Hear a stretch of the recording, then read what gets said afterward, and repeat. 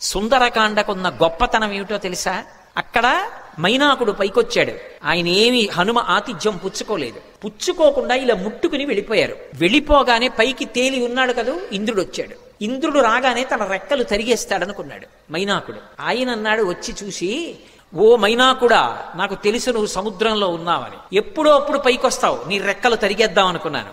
కానీ రామకార్యం మీద వెడుతున్న హనుమకి ఆతిథ్యం ఇవ్వడానికి నీ రెక్కలు తెగిపోయినా పర్వాలేదని పైకొచ్చావు. ఇవ్వాల నీకు అభయం ఇస్తున్నాను, నీ రెక్కలు తరగను. మీరు గమనించండి, రామకార్యం మీద వెడుతున్న వాడికి మాట సాయం చేస్తే సంపాతికి కాలిపోయిన రెక్కలు వచ్చాయి.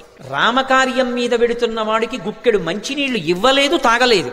తాగమని అడిగినందుకు గాను ఉత్తర క్షణంలో ఉన్న రెక్కలు నిలబడ్డాయి భద్రంగా. రామ కథకి సుందరకాండకి ఉండేటటువంటి శక్తిని చెప్పకుండా చెప్తారు మహర్షి. ఇక్కడికి వచ్చేటప్పటికి సురసని దాటి ముందుకెళ్ళిపోతున్నారు. మరికొంచెం ముందుకెళ్ళారు. వెళ్ళేటప్పటికి అకస్మాత్తుగా ఆయన యొక్క గమనం కుంటుపడిపోయింది. ముందుకు వెళ్ళలేకపోతున్నాను, నన్ను ఏదో మహాభూతం ఆపేసింది, నా గమనం కుంటుపడిపోయింది, నా శక్తి క్షీణించిపోయింది. ఎందువలన అని చూశారు. చూసేటప్పటికి ఒక పెద్ద ప్రాణి ఒకటి నీళ్లల్లో పడుకుని ఉంది. దానికి ఒక శక్తి ఉంది. అది చూసిందనుకోండి, ఆ చూసిన శక్తి చేత ఆపేస్తుంది, అవతల వాళ్ళ యొక్క శక్తి తనకి లాగేస్తుంది.